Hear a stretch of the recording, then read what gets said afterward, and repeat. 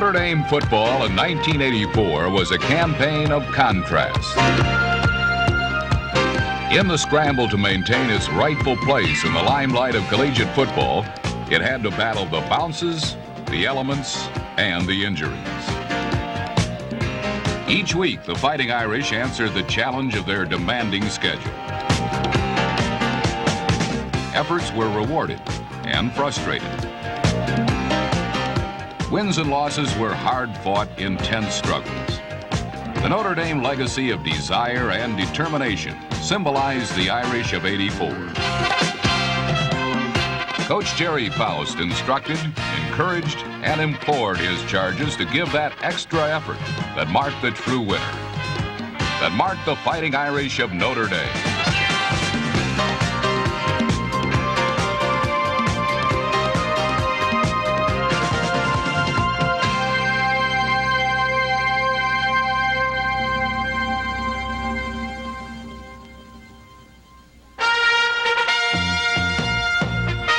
The opener with Purdue marked the dedication of the Hoosier Dome in Indianapolis before a sold-out crowd of 62,000. The intrastate foes joined together in properly christening the stadium in the renewal of a decades-old rivalry. The Irish knew that the Boilermakers would be tough. Just how tough they were yet to realize. Purdue drew first blood on a field goal, but the blue and gold took the lead after moving 77 yards on its first series, ending with Alan Pinkett's 11-yard blast. Sophomore Steve Berline quickly cranked up the offense again, hitting Joe Howard, and then number 32, Chris Smith.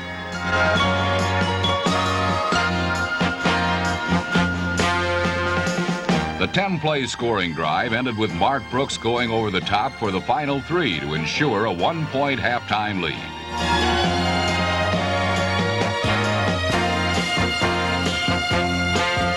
Momentum quickly shifted as Purdue went out to a 23-14 advantage in the fourth quarter.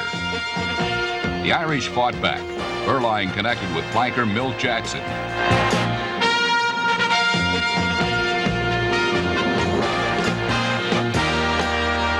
Sophomore Alvin Miller, and split end Tim Brown.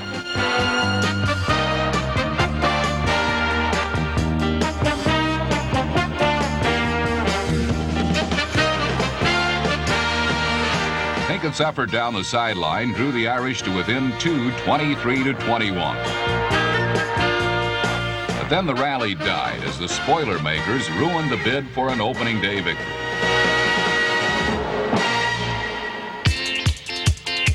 It was bounce-back time for the Irish in East Lansing. Michigan State was determined to end a 7-game losing streak to Notre Dame on its home field. The mission approached reality when the Spartans stormed to a 17-0 lead. The defense rallied. Mike Gann sacked Dave Urema.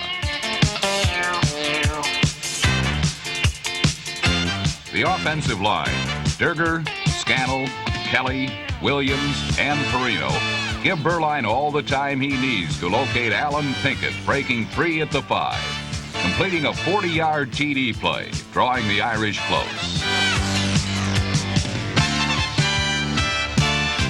The comeback continues. The airways are open. And so are Berline's receivers.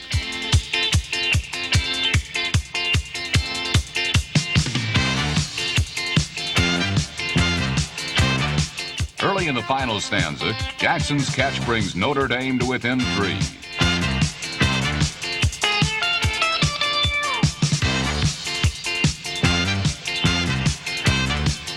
The defense responded with Mike Haywood coming up with a key play of the day. When I leaped, he hit me on the left shin and flipped me into the air. While in the air, I blocked the ball with the right hand and Pat Ballard's recovered the fumble. Haywood's effort gave the offense the needed field position for Pinkett to power it in for a 24-20 lead.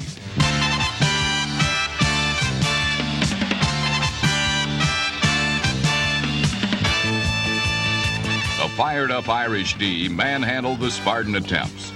Joe Johnson forced a key fourth-quarter turnover. Notre Dame shut down the threat and safeguarded the first win of the young season.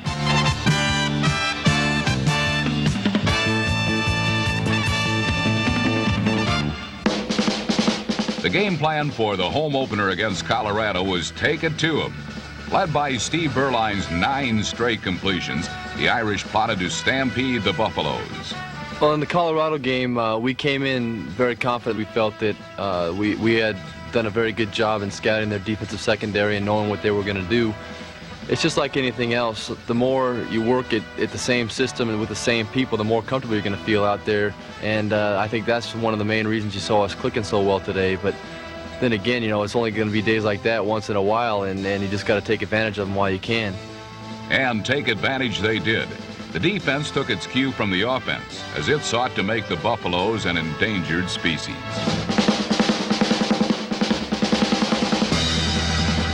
Greg Dingens brought down a Buffalo back for a loss. Then Mike Haywood pilfered a toss that set up the Irish again. Mark Brooks bowled his way up the middle to pay dirt. And by the time the dust cleared, Notre Dame held a lopsided 38-0 halftime bulge, limiting the Colorado offense to but 22 total yards. The second half began with a standout play by the specialty team, anchored by number 33, Hiawatha Francisco, who broke loose for an 80-yard return, much to the delight of the 55th consecutive sellout crowd in Notre Dame Stadium.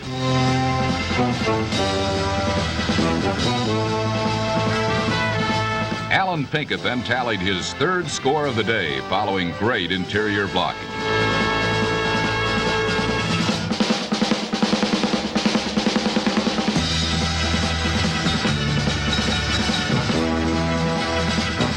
Senior Mike Gann continued to feast on Colorado. On this day, there was no denying the Irish pressure. Alonzo Jefferson capped Notre Dame's offensive powerhouse, knifing in from the 5, ending the onslaught that trampled the Buffaloes 55-14.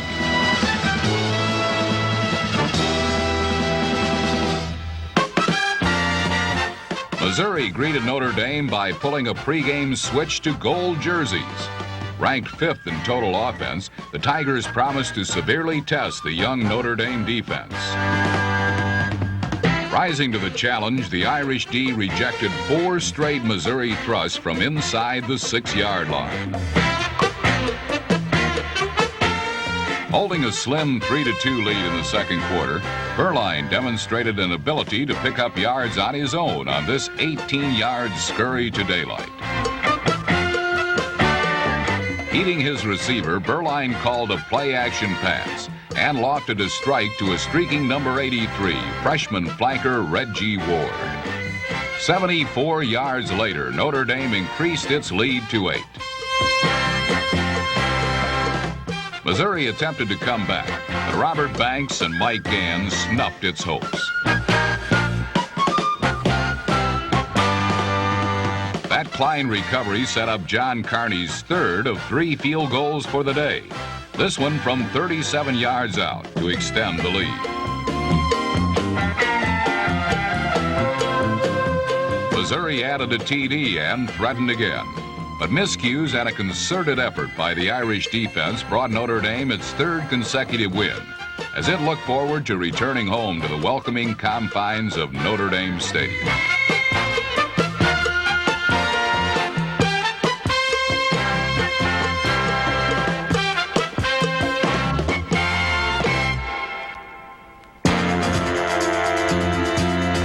While the fans in the stadium welcomed the Irish home, they faced a double threat. Heavy rains and a quarterback by the name of Bernie Kosar. The first was beyond control. The second was the mission of the night. Containment was the key word. In the first half, the Irish would limit Kosar to 59 yards on efforts like this by Mike Golick and Mike Gann.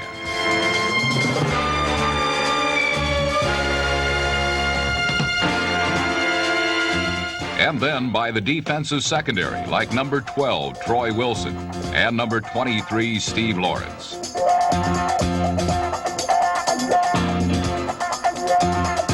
The consistency of punter Mike Viracola, plus that of the punt coverage team, helped keep Miami in poor field position in the first half.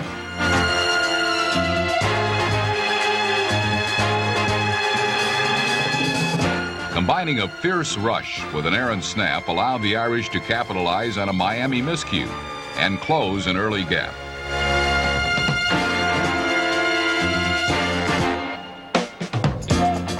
With time running out in the first half, Notre Dame was very much in the hunt as a Berline to Smith short toss turned into a 17-yard gain.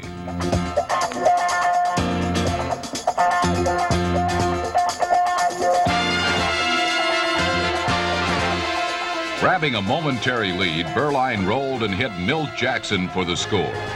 But the second half saw not only a flood of water, but a flood of hurricane points. Defensive standout Mike Gann remembers. The second half, they came out and got a few key first downs and had some momentum going.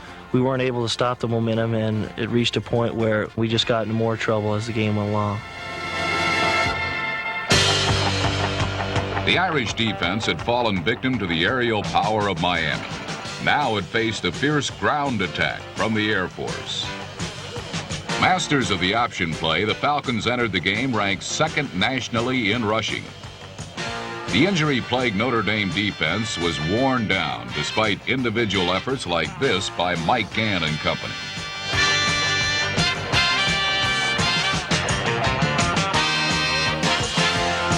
On offense, the Irish were generaled by senior Scott Grooms, who was filling in for an injured Steve Berline.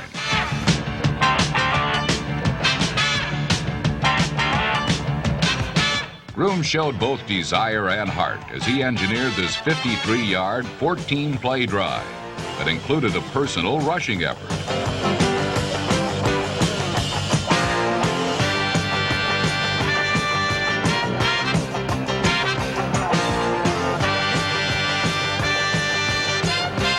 And after sidestepping some Falcon pressure, ended with a fourth down TD strike to Milt Jackson.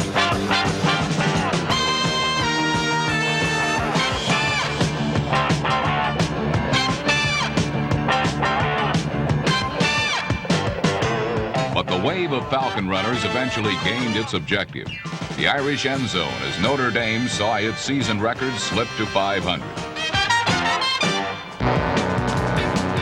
With the injury list mounting and inconsistent play plaguing the Irish, their hope of averting a third straight setback at the hands of undefeated South Carolina seemed dim. Down 7-0, Notre Dame put together a drive to pull even. Berline hit Ricky Gray for a 25-yard pickup. Early in the second quarter, Alan Pinkett ran over a defender on a determined dive to the end zone.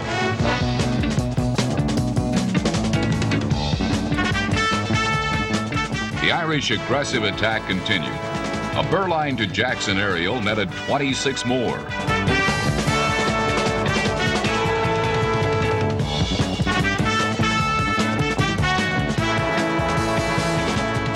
The assault reached its target by the air route, a Berline to Mark Bavaro.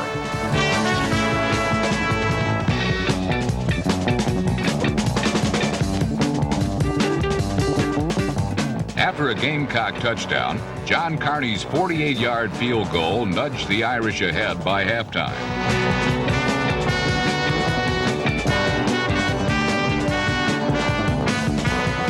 A Mike Gann fumble recovery set up another offensive thrust in the third stanza.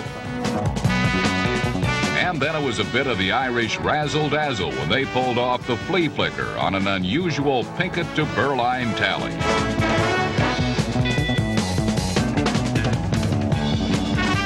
Again haunted by turnovers, the Gamecocks battled back.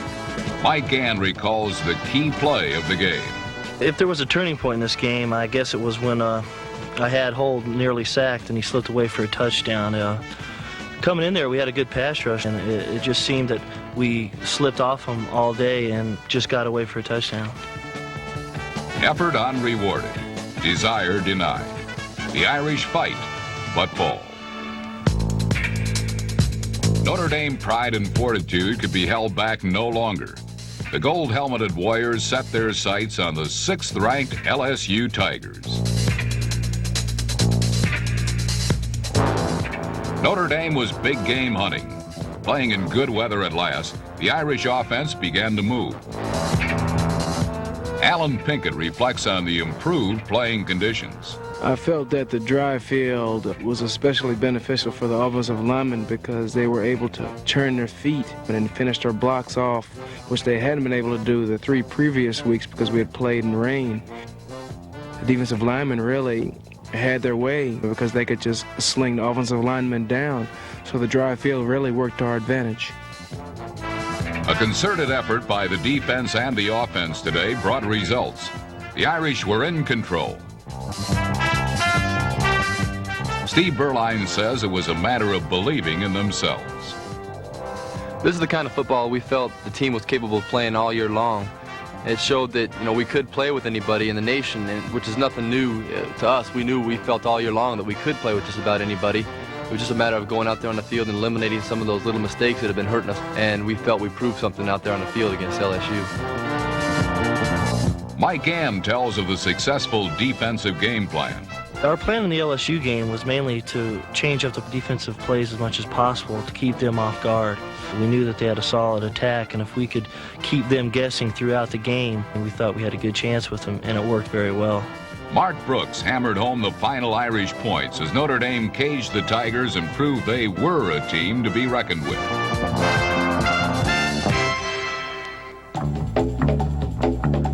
Notre Dame sailed into Giants Stadium to confront Navy next. Bolstered by their win at LSU, the Irish gambled early in the contest. This time the bet was money in the bank, or points on the board. Points that would be hard to come by on this day. Most of the Navy's salvos were repelled by Irish destroyers. Time after time, efforts resulted in another threat thwarted. By game's end, Navy would be limited to only 205 total yards. Yet again, the Irish found themselves behind. Now the real enemy was the clock, and the question was, could they come back? Steve Berline, having a rough day, remembers the team's support.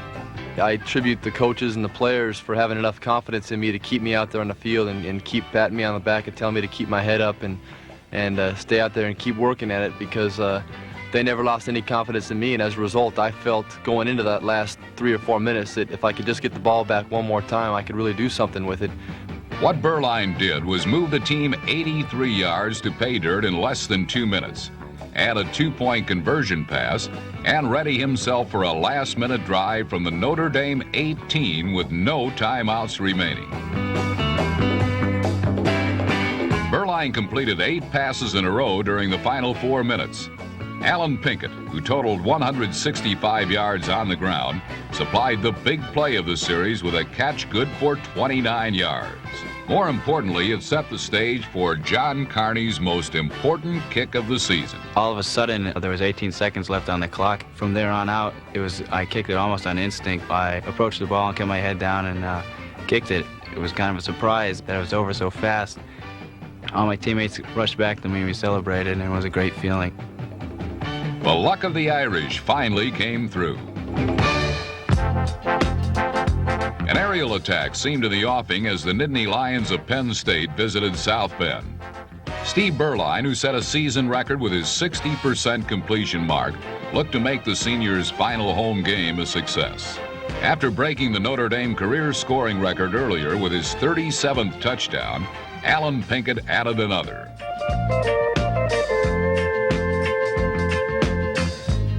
The Irish interior line and linebacking core combined to totally frustrate the potent Penn State attack.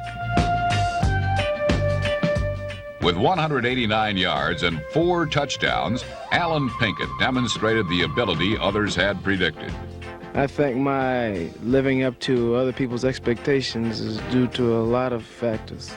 One being I became healthy.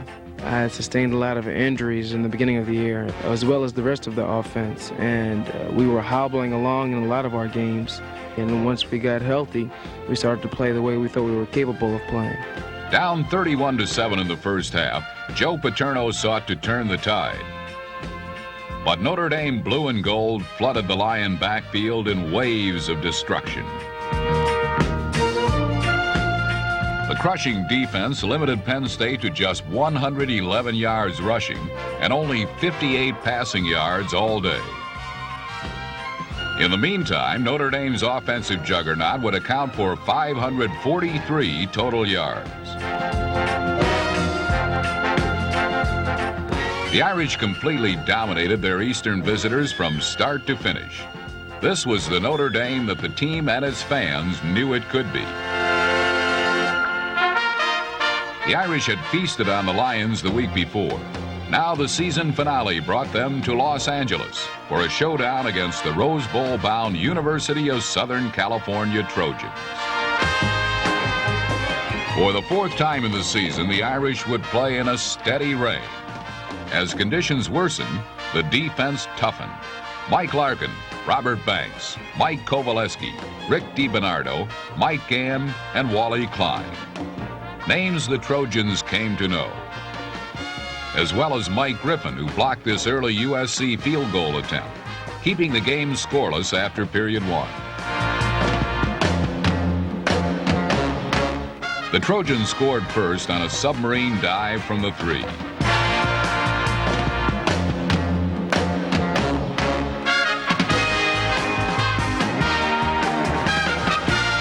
Despite the poor footing, the Irish take to the air. Berline hits Milt Jackson for a long gainer.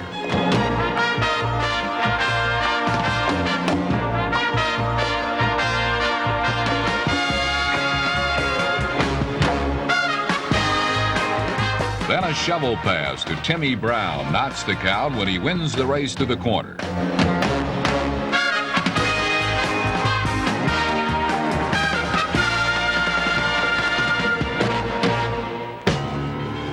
The offense moves after a Southern Cal turnover. Ricky Gray receives and rumbles for 18.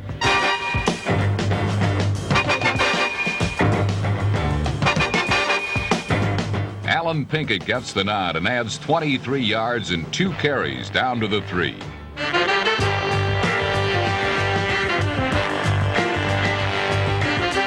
The junior tailback then follows the inside blocks of Mike Kelly, Larry Williams, Mike Perino, and Mark Brooks, and takes the low road to a Notre Dame 6-pointer.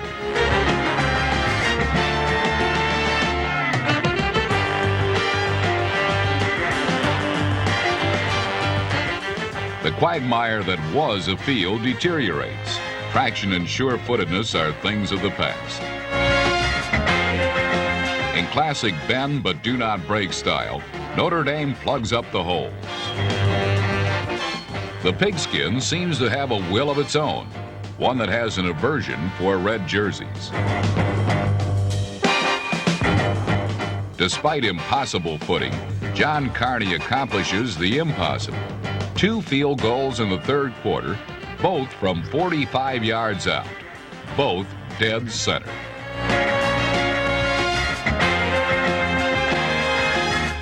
The game is left to the defense. To Notre Dame, it is a time of fulfilled enjoyment.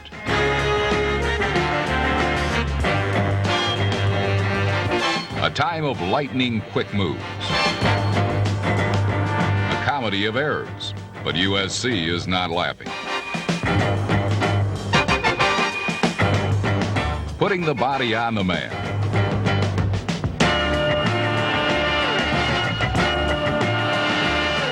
Stretching full out. Time and time again, the Trojans cough up the ball. The triumph over Southern Cal was a just cause for celebration for the Fighting Irish, as the win brought them their 4th straight victory, 3 over top 20 teams, and an invitation to the Aloha Bowl. Handling adversity, the Irish of '84 matured as individuals and as a team. Unity had triumphed against one of the toughest schedules in college football. The extra effort had paid off.